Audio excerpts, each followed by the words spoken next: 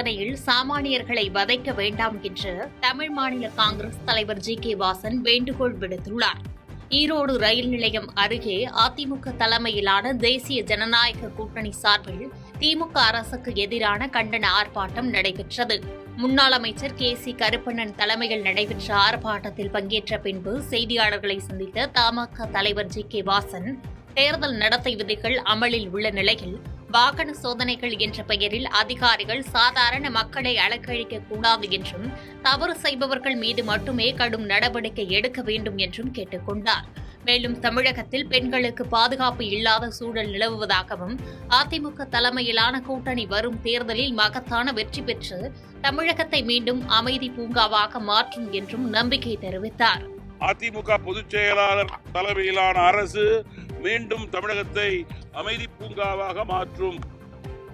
தேர்தலுடைய அறிவிப்புக்கு பிறகு என்டிஏ அதிமுக தலைமையிலான கூட்டணி வேகம் அதிகரித்திருக்கிறது.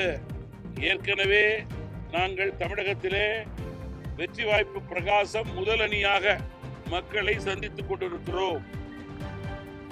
5 ஆண்டு கால திமுக ஆட்சியிலே அனைத்து துறையிலும் வளர்ச்சி குன்றியிருக்கிறது.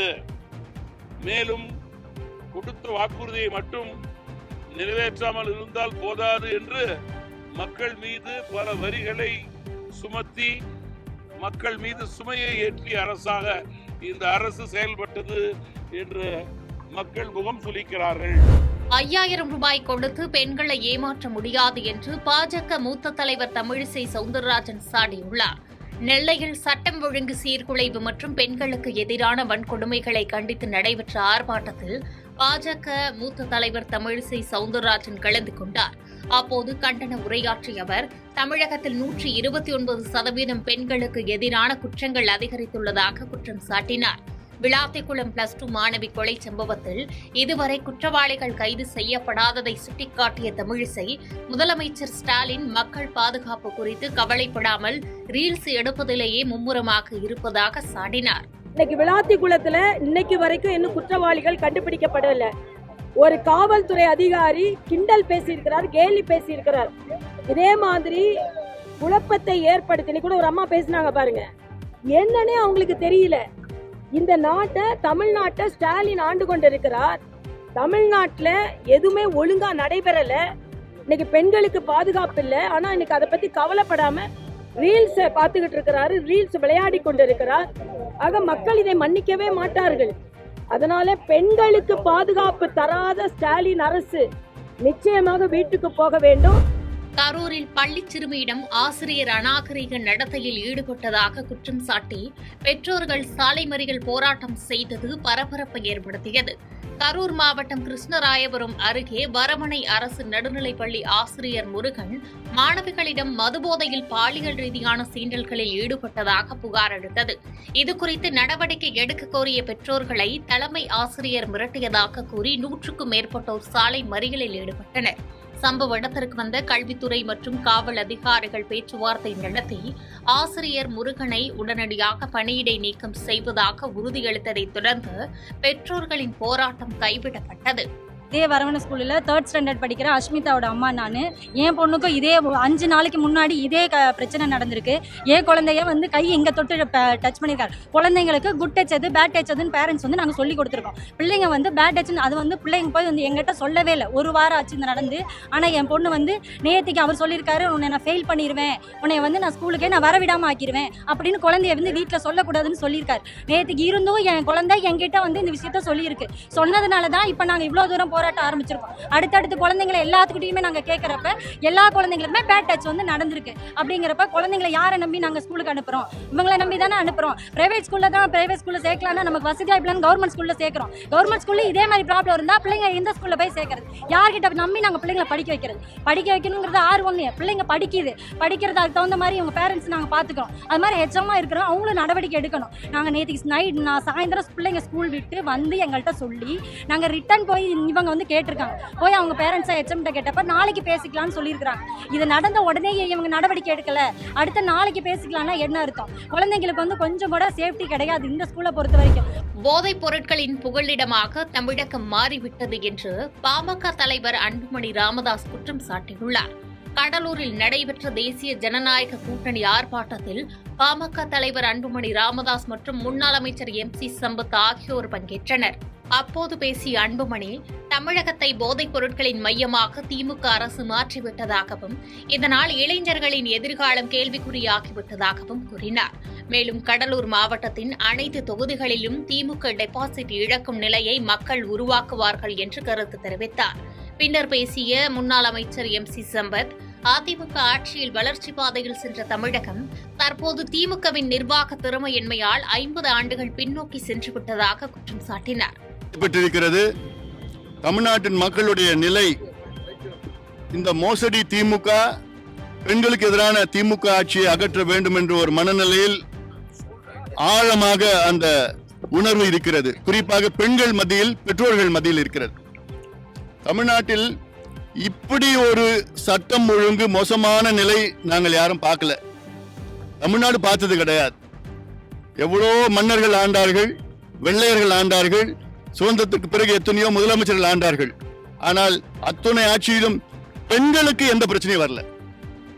இந்த ஆட்சியில 5 ஆண்டு காலம் எங்க பார்த்தாலும் பெண்களுக்கு எதிரான குற்றங்கள், அதுவும் பாலியல் வன்கொடுமைகள், குழந்தைகளை சிதைத்து கொண்டு இந்த மனித மிருகங்கள், கஞ்சா அடிச்சுக்கிட்டு, சாராயத்தை குடிச்சுக்கிட்டு, டாஸ்மாக் சாராயத்தை குடிச்சுக்கிட்டு, எங்க போனாலும் பெண்களை சும்மா விடுறது கிடையாது.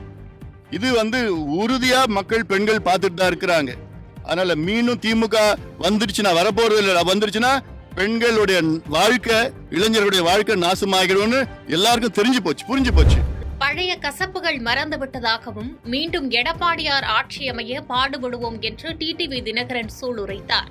தஞ்சை தலைமை தபால் நிலையம் முன்பு திமுக அரசை கண்டித்து அதிமுக கூட்டணி கட்சி சார்பில் அம்மா மக்கள் முன்னேற்றக் கழக பொதுச் செயலாளர் டிடிவி தினகரன் தலைமையில் ஆர்ப்பாட்டம் நடைபெற்றது. ஆர்ப்பாட்டத்தில் பேசிய டிடிவி தினகரன், எவ்வித நிபந்தனையும் இன்றி தேசிய ஜனநாயக கூட்டணியில் இணைந்துள்ளதாக தெரிவித்தார். ஜெயலலிதாவின் உண்மையான ஆட்சியை தமிழகத்தில் மீண்டும் கொண்டு வருவதே தனது லட்சியம் என்றும் அதற்கான பழைய மனக்கசப்புகளை மறந்துவிட்டதாகவும் கூறினார். திமுக ஆட்சியில் முதலமைச்சரின் குடும்பத்தை தவிர வேறு யாருக்கும் பாதுகாப்பு இல்லை என்றும் தேர்தல் முடிவுகள் திமுகவிற்கு பேரடியாக அமையும் என்றும் விமர்சித்தார். அரியலூர் பேருந்து நிலையம் அருகே திமுக அரசை கண்டித்து அதிமுக தலைமையில் தேசிய ஜனநாயக கட்சியினர் ஆர்ப்பாட்டத்தில் ஈடுபட்டனர். ஆர்ப்பாட்டத்தில் பேசிய முன்னாள் அரசு கொறடா ராஜேந்திரன், திமுக அரசு தனது கட்சி அலுவலகங்களை மிக குறுகிய காலத்தில் கட்டி முடிப்பதில் காட்டும் ஆர்வத்தை பொதுப்பணிகளில் காட்டுவதில்லை என்று குற்றம் சாட்டினார். அரியலூர் பேருந்து நிலைய பணி 5 ஆண்டுகளாகியும் அரைக்குறையாகவே இருப்பதை சுட்டிக்காட்டிய அவர், இதுவே இந்த ஆட்சியின் நிர்வாக திறமையின்மைக்கு சான்று என்றும் சாடினார். சொன்னால் உங்கள் ஆட்சியினுடைய அவலநிலை எப்படி இருக்கிறது? நீங்கள் செய்த சாதனை, அரியலூர் மாவட்டத்திலே ஒரு பேருந்து நிலையத்தை கட்டிவிட்டு அந்த பேருந்து நிலையத்தை 5 ஆண்டு காலமாக கட்டிய சாதனை என்று சொன்னால் அது இங்கு இருக்கின்ற அமைச்சர், இங்கு இருக்கின்ற சட்டமன்ற உறுப்பினருடைய ஒரு கேவலத்தை எடுத்துக்காட்டாக இருக்கிறது என்று நான் குறிப்பிட்டுள்ளேன். வாரிசு அரசியலில் மட்டுமே முதலமைச்சர் ஸ்டாலின் கவனம் செலுத்துவதாக சாடிய அதிமுக நிர்வாகி செம்மலை, மக்கள் பாதுகாப்பு கேள்விக்குறியாகியுள்ளதாக குற்றம் சாட்டியுள்ளார். சேலம் கோட்டை மைதானத்தில் திமுக அரசை கண்டித்து நடைபெற்ற ஆர்ப்பாட்டத்தில் அதிமுக அமைப்பு செயலாளர் செம்மலை கண்டன உரையாற்றினார்.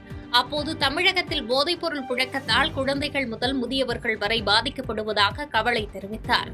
முதலமைச்சர் ஸ்டாலின் தனது குடும்ப ஆட்சியை நிலைநிறுத்துவதிலும் கூட்டணி கட்சிகளை காப்பாற்றுவதிலுமே கவனம் செலுத்துவதாக காட்டமாக தெரிவித்தார். நாமக்கல் மாவட்டம் திருச்செங்கோட்டில் அனைத்திந்திய அண்ணா திராவிட முன்னேற்றக் கழகம் மற்றும் தேசிய ஜனநாயக கூட்டணி சார்பில் திராவிட முன்னேற்றக் கழகம் அரசை கண்டித்து மாபெரும் கண்டன ஆர்ப்பாட்டம் நடைபெற்றது. ஆர்ப்பாட்டத்திற்கு தலைமை தாங்கி உரையாற்றிய முன்னாள் அமைச்சர் தங்கமணி, திமுக ஆட்சியில் காவல்துறை தன் கடமையை சுதந்திரமாக செய்ய முடியாமல் முடக்கப்பட்டுள்ளதாக கூறினார். எடப்பாடி பழனிசாமி ஆட்சி காலத்தில் சட்டம் ஒழுங்கு மிக சிறப்பாக இருந்ததை நினைவு கூர்ந்த அவர், தற்போதைய சூழலில் பொதுமக்கள் அச்சத்துடன் வாழ வேண்டிய நிலை உள்ளதாக தெரிவித்தார்.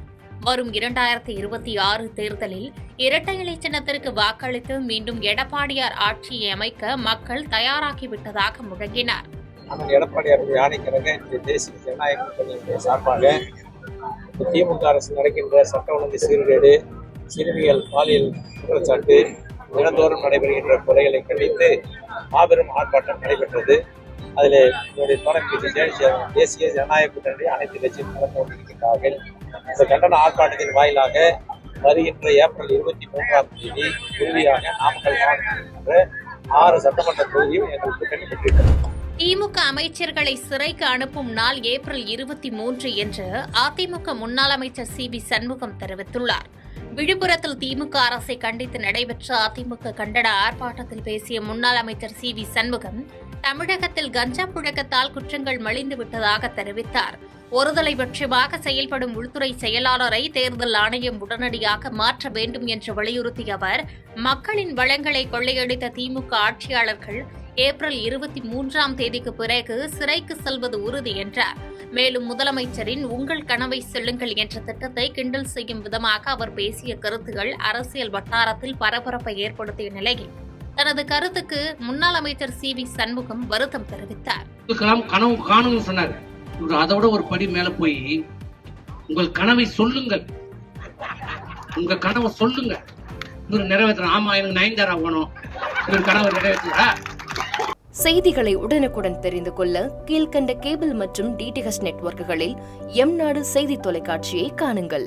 பாதகம் செய்பவரை கண்டால் நாம் பயம் கொள்ளலாகாது பாப்பா. மோதி மிதித்துவிடு பாப்பா, அவர் முகத்தில் உமிழ்ந்துவிடு பாப்பா. அண்மை செய்திகளை உடனுக்குடன் தெரிந்து கொள்ள இணைந்திருங்கள் எம்நாடு தொலைக்காட்சியுடன்.